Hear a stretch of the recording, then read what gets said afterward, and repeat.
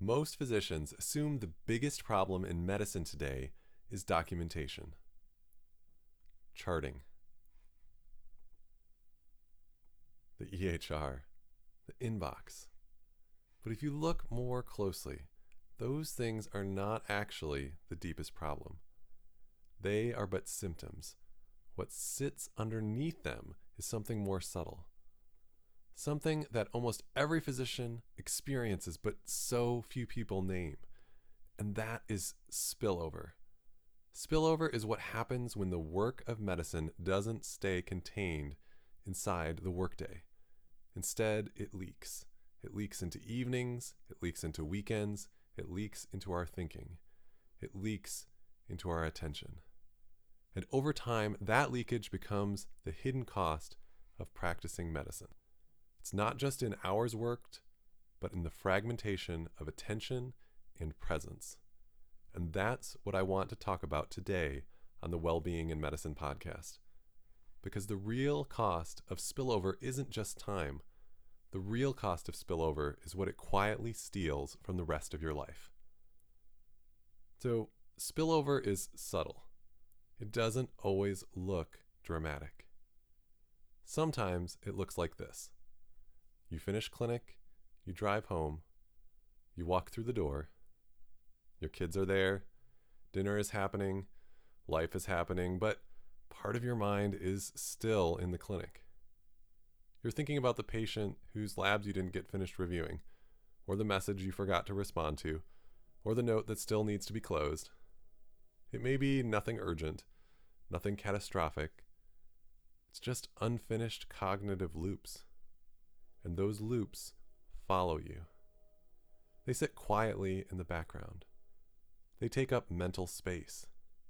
And over time, those small fragments begin to accumulate.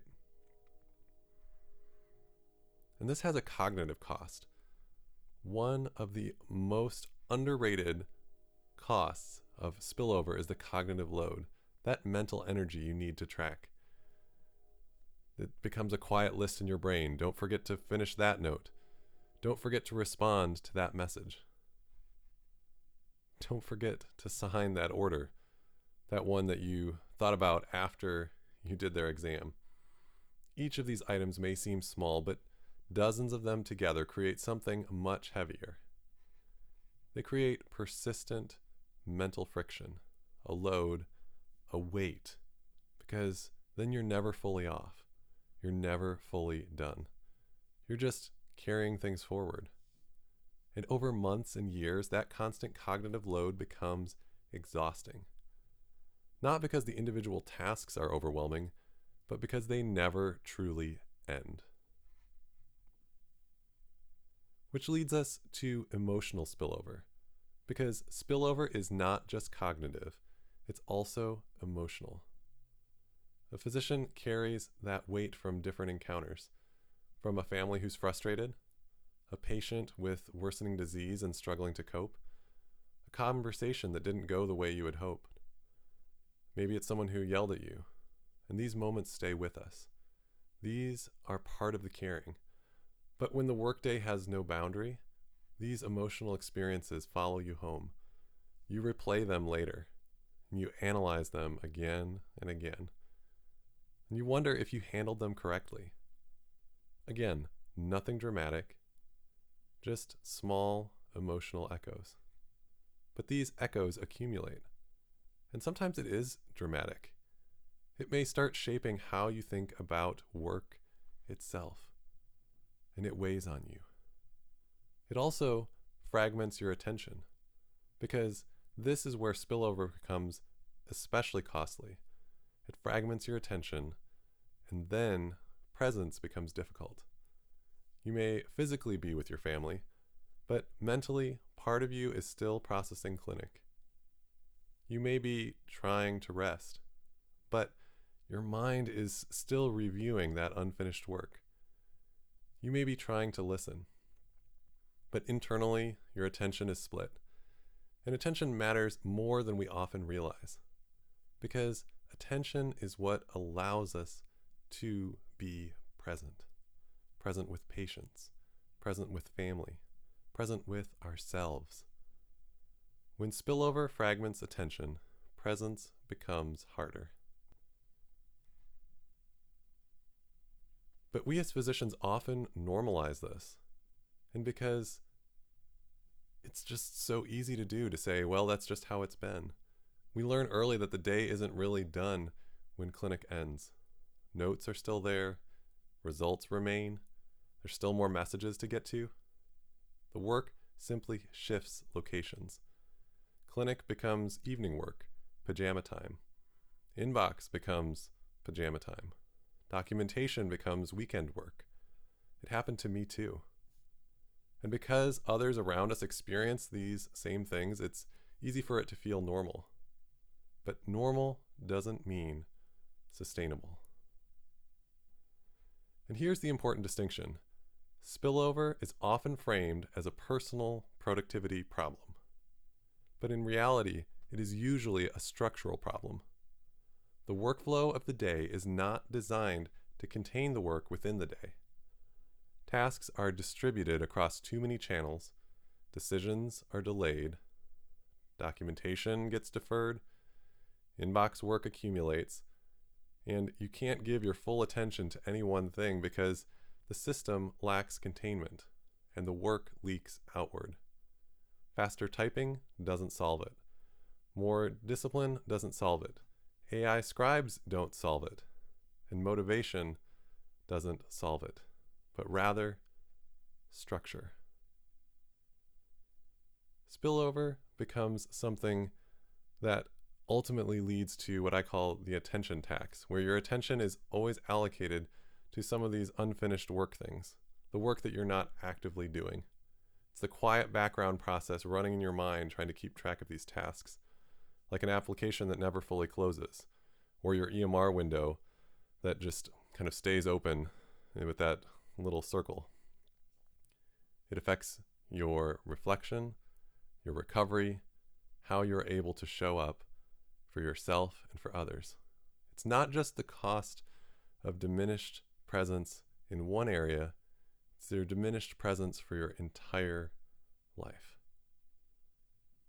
Because this isn't just a personal well-being issue. It ultimately ends up affecting clinical care.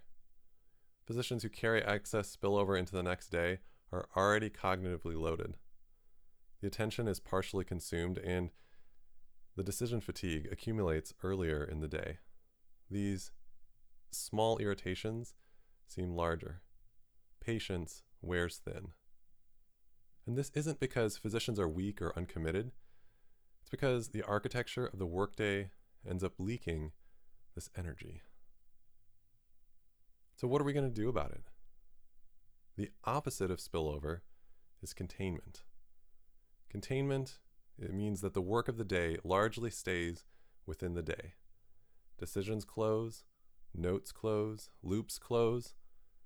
The mind is allowed to release the work. It's boundaries, but it's not about perfection, because there are going to be exceptions. But the system should support closure most of the time, because closure restores attention, and attention restores presence. While you may think it's just the system as a whole, it's also the systems you build. Because while physicians often believe that the problem is documentation speed, but really, by containing some of these decisions, it's allowing documentation to actually proceed in a way that supports the decisions you make throughout the day. Those decisions may be deferred repeatedly and work accumulates, which leads to spillover, but containment happens when decisions are closed earlier in the workflow. That concurrent charting. Notes can finish sooner. Tasks are resolved before they multiply, and you have to remember, oh yeah, I didn't write Tylenol for that last patient. I took care of it already.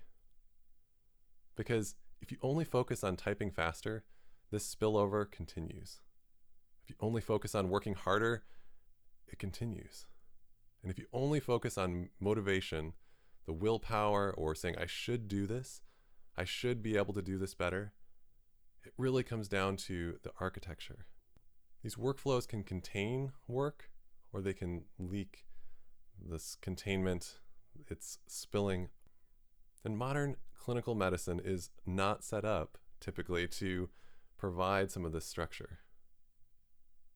And so if you're listening and you're recognizing that this is you, that you're feeling the weight of this, you are not alone. Almost every physician experiences some degree of the spillover, but naming it is the first step. Because once you see that this is a structural issue, then you can start redesigning how your workday actually flows. And that can begin with containment, of saying, this is where I want to be at the end of the day.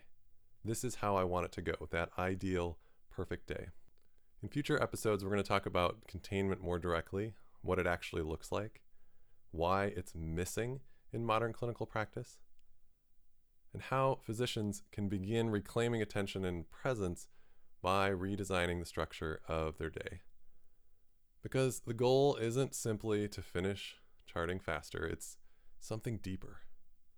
And the goal is a clinical life where the work of medicine doesn't quietly consume the rest of your life, where the day ends, where attention returns.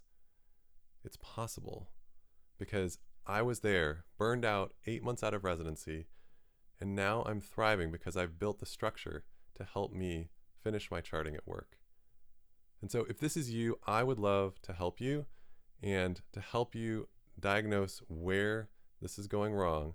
I'd love to start by offering you the opportunity to do my free 2-minute quiz, the Charting Efficiency Checkup. It's designed to help you find where spillover might be occurring in your own workflow and where you're at, whether you're struggling, whether you're thriving, or whether you are really just trying to connect with your patients and yet it's not supporting your workflow because it's not been structured that way. You can care well for your patients and for yourself by taking your next step.